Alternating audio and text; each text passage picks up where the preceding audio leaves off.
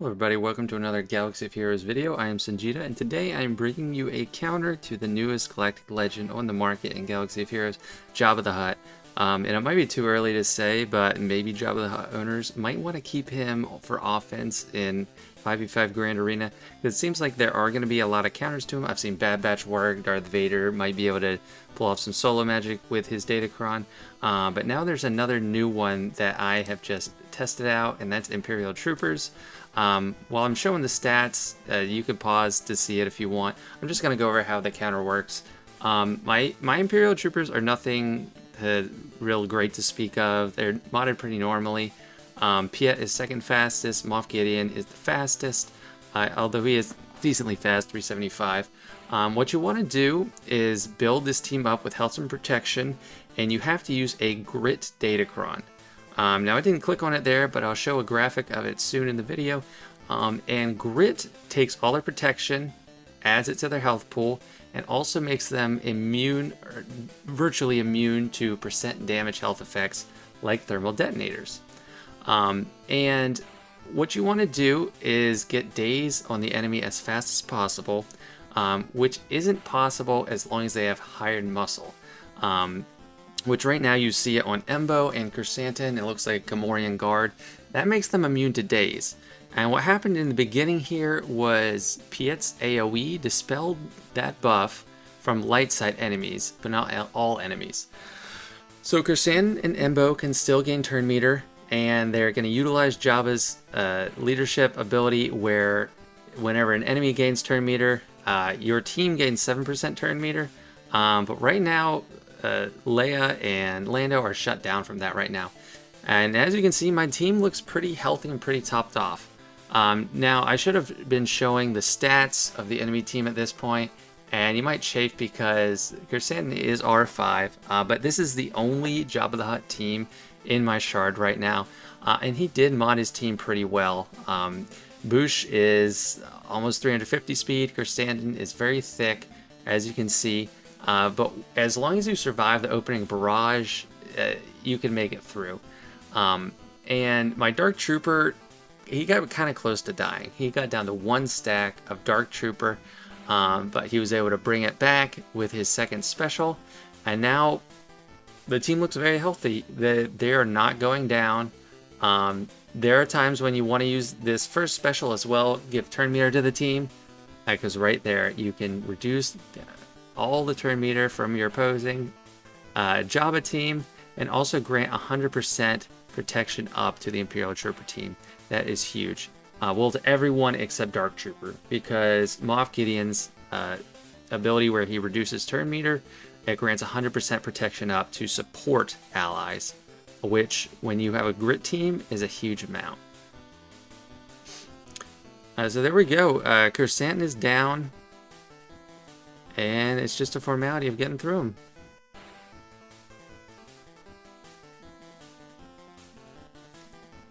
And Embo, I had my shardmate put Embo in as the 5th, because I'm not sure what's going to be the ultimate 5th, but right now it looks like Embo is a good choice. But he doesn't really do that much, so you could add a lot, I'm sure, to stop this, but it is an option. And right here we see Jabba is about to go down himself. And Chrysanthemum did get to come back since he took his turn, but he's not going to be doing anything by himself. Hello there. Like and subscribe. And here we go with the second battle. I'm going to try to do a little more play-by-play at the beginning, since I went over how the counter works. So they're going to get to go first. They're going to call attacks on people. Hopefully it's not Dark Trooper like it is there. But yeah, use the AoE, get daze on Lando and Boushh. And when you get another turn with Piet, you want to mark Moff Gideon. Just for me, he's the thickest one on the team. If he is low, you want to mark Range Trooper. But there I was deciding what to do. I wanted to give some turn meter out instead of get a hit, because Chrysanthemum is not going to go down right now. And I did get all that protection up with Moff Gideon's second special. That's huge for surviving. And then Range Trooper is big here because he can also grant some protection up and just give counters to the team. One thing going on that prevents you from attacking out of turn in the beginning and makes you very weak as far as attacking is Bushalea's ability that gives out Deadly Bluff. Once you have Deadly Bluff, you can attack out of turn, and it lasts for 3 turns. So after that expires, I don't think there's a way for it to come back on again, and that's when you could start attacking out of turn like crazy, calling Dark Trooper to assist all the time. Right there I marked Range Trooper because Moff Gideon isn't looking so great, but this is really when you can start hammering at home, and soon I'll get Moff Gideon's AoE, his AoE days, which can't be resisted by anyone with a leader tag, which is basically this whole team, I think, except for Lando. So yeah, there we survived the beginning, and it's pretty clear at this point. There's no turn order, or there's no specific move order you need to execute properly. The name of the game is just surviving. And yes, they are R5. The Jabba is missing a Zeta on the basic and his first special, but I don't think those would make a difference here. And he also doesn't have his ultimate, but from the footage, it doesn't look like he would have gotten it off. And again, this is the only team I have to test on. I'd love to see some other testing from other content creators out there, or just anyone that has a chance and can throw up a video. That would be great to see. But I'm encouraged by this. I don't have Jabba myself, and especially since troopers haven't seen as much use lately on offense in 5s, if you can make this work, this would be amazing value for this team, which has kind of lost a lot of its utility lately at the top end of GAC. And also Jabba is R7, but he doesn't do a lot of damage himself. R8, R9 would make him very thick, or make him more durable, but he doesn't do much, and he goes down in the end anyway. It's just you kill the whole team, then you kill him, and he can't really do anything. Now we have just a third battle to round it out. This is the last battle I have footage of. I didn't have a lot of time to try this out, because you can imagine you're not going to stay high very long in arena with a team like this in. And I with this lineup, I won every match I tried. I did try to use Death Trooper instead of range, and the reason for that was I wanted to be able to dispel hired muscle from the dark side enemies like your Santon and Embo, and his grenade can do that, but it just did not work well at all. They didn't have the survivability, and once I subbed in Range Trooper, it started working like a charm. There are times when you can get close to dying. Moff Gideon there is looking rough, so is General Veers.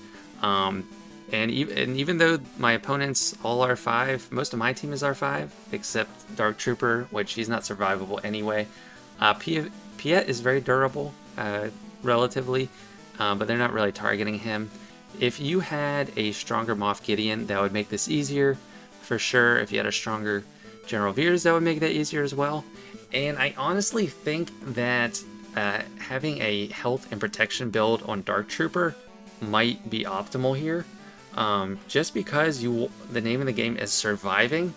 So who knows? I'll probably try that out later, and I want to come back to this once my opponent here, my Shardmate, gets the ultimate on Jabba, once he gets him fully relicked, and once he gets all the Zetas. But I am optimistic here.